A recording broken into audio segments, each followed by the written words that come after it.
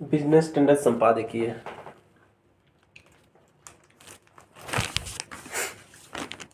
मुख्य न्यायाधीश IPS, IAS और होम बाउंड। राष्ट्र की बात शेखर गुप्ता जी के साथ। शिक्षा, साक्षरता, सरकारी नौकरियों से उम्मीद की जाती है कि ये समता और गरिमा लाएंगे। देश के मुख्य न्यायाधीश की ओर जूता फेंका जाना बताता कि अभी इसे हासिल करने से कोसों दूर है। पिछले दिनों 3 कारकों के एक साथ होने की जाति और अल्पसंख्यकों से जुड़ी ऐसी समस्याओं को एक मिश्रित हमारे सामने आया है जिसे देश संविधान निर्माण के 75 वर्ष बाद भी सुलझा पाने में नाकाम रहा है। जाति की समस्या तो हमारे यहाँ सदियों से व्याप्त है। 3 घटनाएं सामने आई हैं। देश के दलित मुख्य न्यायाधीश पर उनकी ही अदालत में जूता फेंका जाना, हरियाणा में एक वरिष्ठ दलित आईपीएस अधिकारी द्वारा आत्महत्या करना और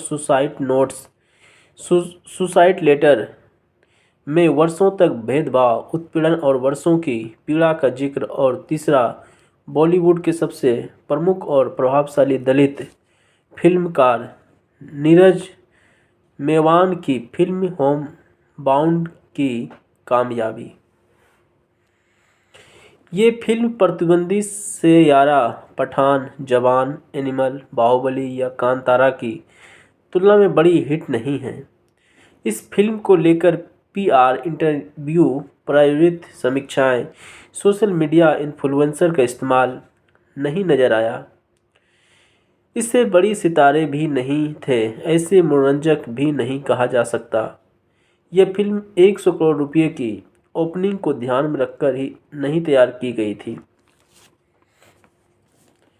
इसके बावजूद बहुत धीमी शुरुआत के बाद भी हमारे केवल लोगों की आपसी प्रशंसा की बदौलत आपकी पकड़ बनाई। ऐसा करने वालों में ऊपरी श्रेणी के पेशेवर और युवा उद्यमी आदि शामिल थे। कह सकते हैं कि ऐसे लोगों जिनकी आय 7 या 8 अंकों में है, यानी सामाजिक आर्थिक प्रभावशाली वर्ग, उनका प्रमाण उन छोटे लेकिन सबसे बड़े महंगे मल्टीप्लेयर हॉल से मिलता है जो महानगरों में पूरी तरह भरे चल रहे हैं। इन सामाजिक चर्चाओं से जो बात सामने आती है वह यह नहीं कि फिल्म उबाऊ थी, अतिशयोक्तिपूर्ण थी, बहुत अधिक राजनीतिक थी। यह वह सामान्य बातें जो हम अक्सर सुनते हैं। यह बात एकदम साफ है कि आरक्षण के 75 सालों ने असमानता को समाप्त नहीं किया, तो फिर हम और क्या कर सकते हैं। बेहतर होगा कि उन्हें अच्छी शिक्षा और सुविधाएं तथा प्रतिस्पर्धा करने का अवसर दिया जाए, परंतु यह मिशन हम और वे के विभाजित पर ही समाप्त हो जाता है। इसके विपरीत होम बाउंड देखने वाले दर्शकों में आप 3 युवा और गरीब ग्रामीण भारतीयों के संघर्षों के प्रति सहानुभूति को देख सकते हैं। इनमें शिक्षा है, समझ है और आगे बढ़ने की आकांक्षा भी है। दर्शक ने यह भी स्वीकार किया कि व्यवस्था उन्हें हर बार नाकाम करने के लिए ही बनी थी, तो अब हम क्या करें। संदर्भ के लिए ये 3 युवा भारत की जनसंख्या के 1/3 से अधिक हिस्से का प्रतिनिधित्व करते हैं, यानी दलित मुस्लिम समुदाय। शिक्षा, आरक्षण, सरकारी नौकरी की मदद से समानता और गरिमा हासिल होनी थी। मुख्य न्यायाधीश पर जूता फेंकने की घटना दिखाती है कि हम अभी भी इससे कोसों दूर हैं। इससे भी दुखद है कि हरियाणा पुलिस के अतिरिक्त पुलिस महानिदेशक एडीजीपी वाई पूर्ण कुमार की आत्महत्या, उनकी पत्नी और 2001 बैच के आईपीएस अधिकारी अमनेत सिंह पी कुमार भी दलित हैं। उन्होंने राज्य के डीजीपी और जिला के एसपी के विरुद्ध अपने पति के उत्पीड़न की एफआईआर दर्ज कराई, तो आज हम यहाँ खड़े हैं।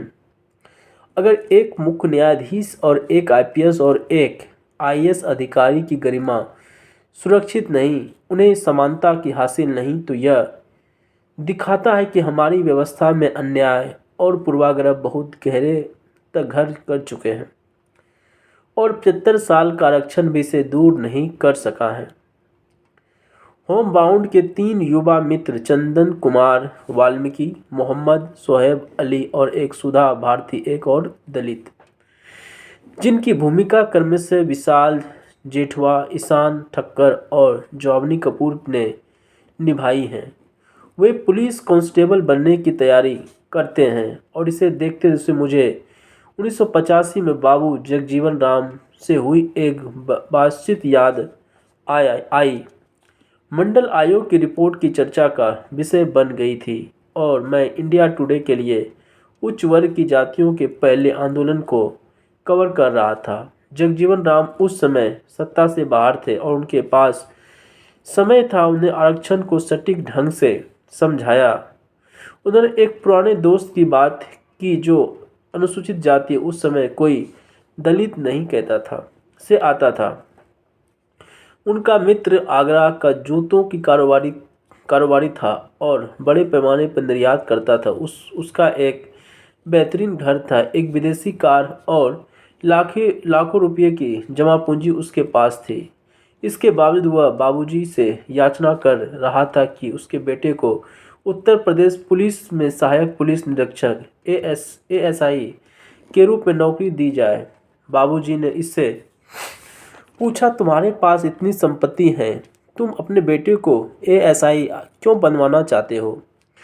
उसने जवाब दिया कि हम चाहें जितनी अमीर हो जाए, एक ब्राह्मण कभी भी मुझसे या मेरे बेटे से इज्जत से बात नहीं करेगा, लेकिन अगर मेरा बेटा एएसआई बन जाता तो ब्राह्मणों सहित सभी जूनियर उसे सलाम करेंगे। इस तरह आरक्षण समानता और ताकत देता है। होम बाउंड में तस्वीर कुछ अधिक जटिल है क्योंकि चंदन सामान्य श्रेणी में प्रतिस्पर्धा करने पर जोर देता है। वह कहता है कि अगर वह अपनी जाति यानी वाल्मीकि का खुलासा कर देगा तो पुलिस सेवा में भी उसे साफ सफाई के काम तक सीमित कर दिया जाएगा।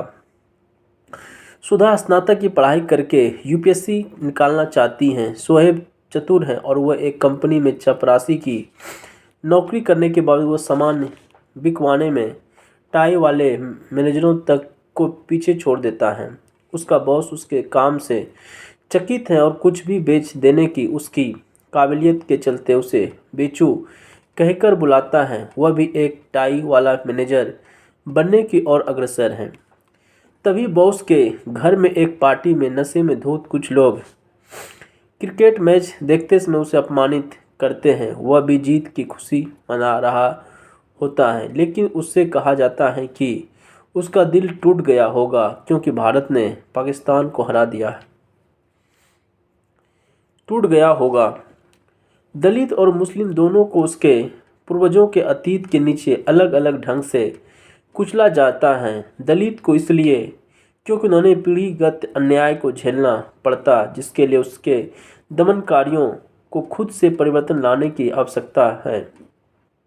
मुस्लिमों को इसलिए क्योंकि वे किसी न किसी तरह अपने मुगल, अफगान, तुर्क पूर्वजों और यहाँ तक कि जिन्ना द्वारा हिंदुओं पर की गई अतियों की कीमत चुकाते हैं। यही बातें चंदन, सोहेब और सुधा के साथ साथ 1/3 भारत की राह का रोड़ा है। मोदी सरकार की कल्याण योजनाएं, प्रत्यक्ष नकदी हस्तांतरण योजनाएं किसी के साथ पहचान के आधार पर भेदभाव नहीं करती। सबसे महत्वपूर्ण प्रतियोगिता परीक्षा खासकर यूपीएससी निष्पक्ष है और अच्छी खासी तादाद में मुस्लिम उसमें एक कामयाबी हासिल करते हैं। मुस्लिम पहले से ही शीर्ष राजनीतिक, संवैधानिक या अफसरशाही पदों से बाहर हैं और सरकार के बाहर भी उनके लिए चुनौती है। इसके अलावा इसके अलगाव का सामना करना पड़ता है। सोहेब से बार बार पुलिस जांच करने के लिए पूछा जाता है कि माता पिता का आधार कार्ड मांगा जाता है और किराए पर घर मिलने में समस्या आम है। मुस्लिमों से जुड़े कारोबारों पर भी सोचा समझा हमला किया जाता है। उदाहरण के लिए मांस के व्यापार पर त्योहारों के दौरान मनमाने ढंग से हफ्तों या पखवाड़ों तक की प्रतिबंध लगा दिया जाता है। चमड़े के कारोबार कसाईयों के साथ ऐसा ही होता है। आपने ध्यान दिया होगा कि कैसे ऐप आधारित डिलीवरी, उबर आदि सेवाओं में बड़ी संख्या में मुस्लिम युवा नजर आते हैं। वे ऐप आधारित मरम्मत या रखरखाव सेवाओं में भी काम करते दिखते हैं। सोशल मीडिया पर पहले ही ऐसा माहौल बन गया कि मानो वे आपके परिवार के लिए खतरा हो। लव जिहाद और धर्मांतर या अन्य जघन्य अपराधों के साथ भी उसका नाम जोड़ दिया जाता है। अच्छी बात यह है कि जैसे कि आरएसएस प्रमुख मोहन भागवत ने विज्ञान भवन में गत माह कहा था कि भारतीय मुस्लिम अपनी नकारात्मक छवि को बदल रहा है। अब वे कितने बच्चा पैदा करते हैं। भागवत ने कहा, पहले हिंदुओं की जन्म दरें में कमी आई, उसके बाद मुस्लिमों की जन्म दरें में कमी आ रही है। भारतीय मुस्लिमों ने पाकिस्तान के मुस्लिमों के उलट आधुनिक शिक्षा को अपनाया है, जबकि पाकिस्तान मानते हैं कि उनका राष्ट्रवाद सर सैयद अहमद खां और अल्लामा इकबाल से प्रेरित है। इसके विरुद्ध अगर पढ़े लिखे मुस्लिम अपने ही घेटों में रहने की विवश हो तो बहुत दुखद है। इसके विकसित भारत बनने में मदद नहीं मिलेगा। यह कोई फिल्म समीक्षा नहीं है। ये जरूर है कि इस वर्ष भारत में इसे ऑस्कर में अपनी प्रविष्टि के रूप में चुना है। इस फिल्म ने जनसंख्या के उस हिस्से को छुआ है जिसे हम अक्सर उग्र मानते हैं। संयोग से यह वास्तविक जीवन की दो कहानियों से मेल खाती हैं, जिनमें भुक्तभोगी यह शब्द मैं भारी मन से इस्तेमाल कर रहा हूँ कहे वे हैं जिन्हें भारत का एक नागरिक होने के नाते सबसे विशेषाधिकार प्राप्त पदों की पेशकश कर सकता है।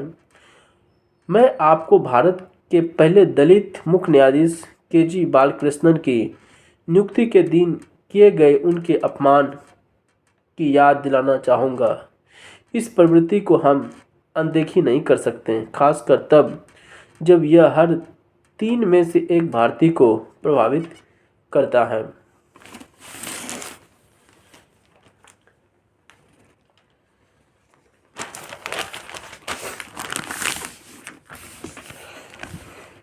ट्रम्प टैरिफ के बीच एसएमई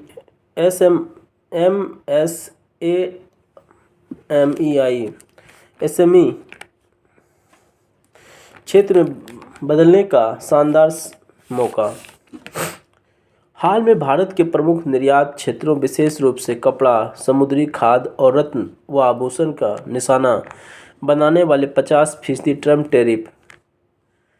टैरिफ ने देश के कई क्षेत्रों में चिंता पैदा कर दी है। सूरत में सूक्ष्म, लघु और मध्यम उद्योगों पर वित्तीय दबाव की स्थिति बन गई है, जहां 80% हीरा निर्यात इकाइयां केंद्रित हैं। वहीं दूसरी ओर तिरुपुर में परिधान निर्यातकों की कुल मिलाकर 61% से अधिक के शुल्क पर सामना करना पड़ रहा है, जिससे एक वास्तविक संकट की स्थिति बन रही है। आशंका यह है कि ये आयात शुल्क टैरिफ उन क्षेत्रों को प्रभावित कर सकते हैं जो भारत से अमेरिका को होने वाले निर्यात का करीब 25% हिस्सा है।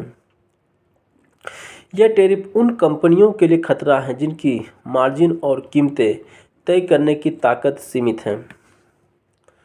हालांकि इस तत्कालीन संकट को एमएसएमई तंत्र की व्यापक क्षमता के परिप्रेक्ष्य में देखा जाना चाहिए। इसकी क्षमता का अभी पूरी तरह से इस्तेमाल नहीं हो सका है। पिछले 4 वर्षों में सराहनीय 3 गुना वृद्धि के बावजूद निर्यात करने वाले एमएसएमई की संख्या पिछले साल मई में महज 1,73,350 थी। हालांकि 7.3 करोड़ एमएसएमई के मजबूत आधार के मुकाबले देखने पर यह आंकड़ा मात्र 0.323% का प्रतिनिधित्व करता है। अगर सीधे शब्दों में कहा जाए तो जो उद्योग भारत में लगभग आधे निर्यात 45.79% के लिए उत्पाद कर रहे हैं, वे एमएसएमई आधार के 1/4% से भी कम है। भारत में एमएसएमई का अधिकांश हिस्सा सूक्ष्म उद्योगों का है और इनमें से कई अनौपचारिक क्षेत्र से जुड़े हुए हैं।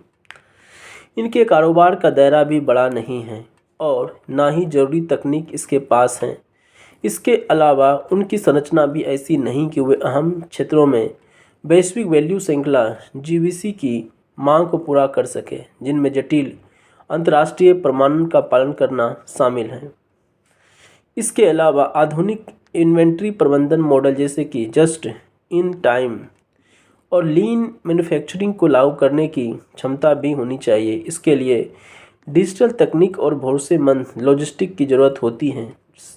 साथ ही इंडस्ट्री 4.0 टूल के साथ जुड़ना भी अहम है। भारत के लिए बड़ा अवसर तभी बन पाएगा जब एक व्यापक निष्क्रिय आधार को एक औपचारिक जीवीसी के लिए तैयार आपूर्ति श्रृंखला पूल में बदला जा सके। इस अवसर का फायदा उठाने के लिए सामान्य कल्याणकारी उपायों से हटकर लक्षित क्रियान्वयन पर केंद्रित हस्तक्षेप की आवश्यकता है। इसके अलावा पूंजी का तक पहुंच भी सबसे बड़ी बाधा बनी हुई। इस क्षेत्र को 30 लाख करोड़ रुपये तक के अनुमानित ऋण मांग आपूर्ति की खाई का सामना करना पड़ता है। जीवीसी में शामिल होने के लिए नए निवेश की जरूरत है, विशेष रूप से तकनीक को बेहतर बनाने के लिए। इनमें नई मशीनें खरीदने, प्रमाणन से जुड़े अनुपालन करने और डिजिटल साधन का इस्तेमाल करने के लिए पैसे की जरूरत होगी। सरकार को ऐसे फिनटेक समाधान को बढ़ावा देना चाहिए जो पुराने तरीके से हटकर जीएसटी उद्यम डेटा का इस्तेमाल कर आर्टिफिशियल इंटेलिजेंस एआई से क्रेडिट स्कोरिंग करे। इससे निर्यात के ऑर्डर के लिए कार्यशील पूंजी की जरूरत पूरी हो सकेगी। इसके साथ ही क्लस्टर फाइनेंसिंग की व्यवस्था भी मददगार साबित होगी। इसके अलावा भले ही भारत में लॉजिस्टिक की लागत का मोटे तौर पर अनुमान अब सकल घरेलू उत्पाद जीडीपी का 7.97% है, लेकिन अब गहराई से जाना जरूरी है। उद्योग संवर्धन और आंतरिक व्यापार विभाग और राष्ट्रीय अनुप्रयुक्त आर्थिक अनुसंधान परिषद की हाल ही की रिपोर्ट में पता चलता है कि छोटे उद्योग की लॉजिस्टिक लागत उसके उत्पादन का 16.9% तक है, जबकि बड़े उद्योगों के लिए यह लागत 7.6%। इस अंतर के कारण छोटे उद्योग जल्द ही मुकाबला से बाहर हो जाते हैं। पीएम गति शक्ति राष्ट्रीय योजना को और तेज़ी से लागू करना होगा ताकि मल्टी मॉडल लॉजिस्टिक पार्क बनाया जा सके। इन पार्कों में साझा भंडार गृह की सुविधा होगी और सामान को नज़दीक और सुदूर इलाकों तक पहुंचाने का इंतजाम बेहतर होगा। इसमें लागत घटेगी और छोटे कारोबारियों पर बोझ कम होगा। एमएसएमई के माल के लिए यूनिफाइड लॉजिस्टिक इंटरफेस प्लेटफॉर्म का इस्तेमाल जरूरी करने के लिए भी मदद मिलेगी। कुशल कर्मचारी के बिना कोई भी तकनीक बेकार है। भारत को जल्द से जल्द ऐसे प्रशिक्षण कार्यक्रमों की शुरुआत करनी होगी जिसमें जीवीसी से जुड़े जरूरी कौशल की जानकारी दी जाए, जैसे गुणवत्ता की जांच करना, डिजिटल परिचालन, मशीनों का रखरखाव और आपूर्ति श्रृंखला का प्रबंधन। इसके साथ ही निर्माण के क्षेत्र में साझा मंच केंद्र और प्रमाण पत्र देने वाले केंद्र भी खोलने होंगे। इन केंद्रों से छोटे कारोबारों को नियम का पालन करने का खर्च कम करने में मदद मिलेगी और खरीदारों का भरोसा बढ़ेगा। दुनिया की अर्थव्यवस्था अपने आपूर्ति श्रृंखला में विविधता ला रही है। टैरिफ और व्यापार में बदलाव से भारत को अपने एमएसएमई क्षेत्र को बदलने का शानदार मौका मिला है, लेकिन ये मौका ज़्यादा दिनों तक नहीं रहेगा। अगर भारत ने अपने 99.76% एमएसएमई को सशक्त बनाने के लिए जल्दी और सही कदम नहीं उठाए तो वियतनाम, मेक्सिको या इंडोनेशिया जैसे देश इस मौके को छीन लेंगे और दुनिया का निर्माण केंद्र बनने के लिए सिर्फ इरादा नहीं बल्कि कड़ी मेहनत, ध्यान और बड़े पैमाने पर काम करना जरूरी है।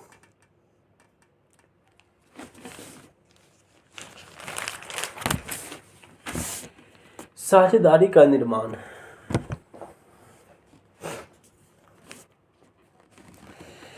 ब्रिटेन के प्रधानमंत्री कियर स्टारमर के हालिया भारत यात्रा का उद्देश्य दोनों देशों के बीच आपसी रिश्ते से हुए हाल में आई गर्मजोशी को आगे बढ़ाना था। इससे पहले गत जुलाई में दोनों देशों के बीच व्यापक आर्थिक एवं व्यापार समझौते पर हस्ताक्षर हुए थे। स्टामर के साथ यूके के कारोबारियों का अब तक का सबसे बड़ा प्रतिनिधिमंडल भारत आया। ब्रिटिश सरकार ने यह स्पष्ट किया कि इस यात्रा के दौरान भारतीय कंपनियों द्वारा ब्रिटेन की अर्थव्यवस्था में करीब 1.3 अरब पाउंड के निवेश का वादा किया गया है। इसमें टीवीएस मोटर्स कंपनी द्वारा इंग्लैंड के उत्तरी हिस्से में विनिर्माण सुविधाओं के विस्तार की योजना भी शामिल है। टीवीएस मोटर ने 2020 में ब्रिटेन कंपनी नोटर्स मोटरसाइकिल का अधिग्रहण किया था। इसी बीच भारत को उम्मीद है कि नई संयुक्त परियोजनाओं की बदौलत उसे उन्नत नवाचार तक पहुंच बनाने में मदद मिलेगी। व्यापार सौदे भी भारतीय कंपनियों के लिए नए बाजार खोल सकता है। इसमें छोटे कारोबार भी शामिल हैं। उदाहरण के लिए रत्न एवं आभूषण क्षेत्र, जिसके अमेरिकी व्यापार नीतियों ने सबसे अधिक प्रभावित होने की आशंका है। उम्मीद है कि आने वाले वर्षों में वह यूके को अपना निर्यात दोगुना कर सकता है। ब्रिटिश प्रधानमंत्री ने मुंबई के एक फिनटेक सम्मेलन को संबोधित किया। इस बात का संकेत है कि दोनों देशों वित्तीय एवं प्रौद्योगिकी क्षेत्रों के बीच करीबी रिश्ते देखने को मिल सकते हैं। ब्रिटेन राजकोषीय मोर्चे पर दिक्कतों से जूझ रहा और उसकी घरेलू अर्थव्यवस्था की लागत भी अधिक है। खासतौर पर बायोटेक और फिनटेक क्षेत्रों के साथ ऐसा है। इन क्षमताओं का प्रतिबिंब उन सहयोग योजनाओं की प्रवृत्ति में दिखाई देता है जिसका उद्देश्य भारत में जैव प्रौद्योगिकी अनुसंधान और नवाचार परिषद द्वारा संचालित संस्थाओं तथा भारतीय विज्ञान संस्थाओं की सुविधाओं को उन्नत करना है। कुछ ऐसी बातें जो अतीत में भारत की प्राथमिकता रही, अब उन पर जोर नहीं दिया जा रहा है। उदाहरण के लिए, लगता नहीं कि भारतीयों को वर्क वीजा का मुद्दा बातचीत से दोबारा उभरेगा। इसके पीछे घरेलू राजनीतिक हालात को जिम्मेदार माना जा सकता है। ब्रिटेन पहुंचने वाले भारतीयों की संख्या पहले से लगातार बढ़ रही है। 2021 में 2024 के बीच 8.5 लाख प्रवासी भारतीय वहां पहुंचे। इसके बजाय भारत और ब्रिटेन सरकार ने अवैध प्रवासियों की वापसी को लेकर भी करीबी सहयोग पर सहमति जताई है।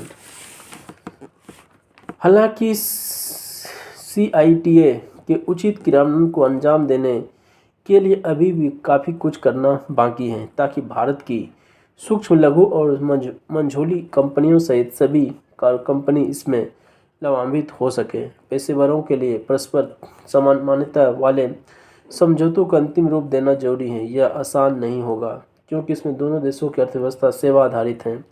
व्यापार में ई गवर्नेंस और नियामक सहयोग पर किए गए वादों को पूरा करना भी आवश्यक होगा। ऐसा करके व्यापार समझौते का पूरा लाभ उठाया जा सकेगा। सुरक्षा के मुद्दे पर भी आगे काम करने की जरूरत है। भारतीय नौसेना और रॉयल नेवी पहले भी संयुक्त अभ्यास कर चुके हैं, परंतु हिंद महासागर के क्षेत्र में सहयोग की संभावना बहुत अधिक है। खासकर फ्रांस के साथ त्रिपक्षीय प्रारूप में किया जा सकता है। ब्रिटेन ने बहरीन में अपने नौसैनिक अड्डे में निवेश बढ़ाया है तथा उम्मीद की जा रही है कि वो भारतीय नौसेना के सहयोग और समर्थन में समुद्री डकैती रोकने में संबंधी निगरानी और अभियानों को और अधिक प्रभावी रूप से अंजाम दे सकेंगे। भारत यूके साझेदारी भारत के नज़रिए से सबसे कम तनावपूर्ण और सबसे अधिक पारदर्शी साझेदारियों में एक बनी हुई है। इसकी आर्थिक और सुरक्षा क्षेत्रों में अधिक विस्तार का पर्याप्त संभावना मौजूद है।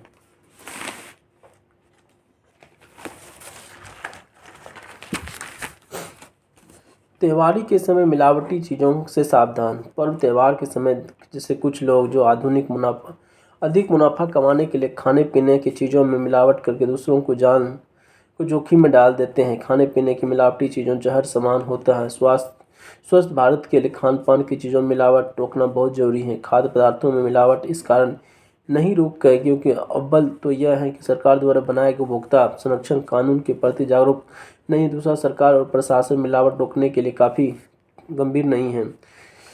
तीसरा कारक, सरकारी तंत्र में फैला भ्रष्टाचार। इसके कारण खाद्य पदार्थों की जांच समय समय पर नहीं होती। सरकार और प्रशासन के सभी लोगों को सेहत की सुरक्षा के लिए गंभीरता दिखनी चाहिए।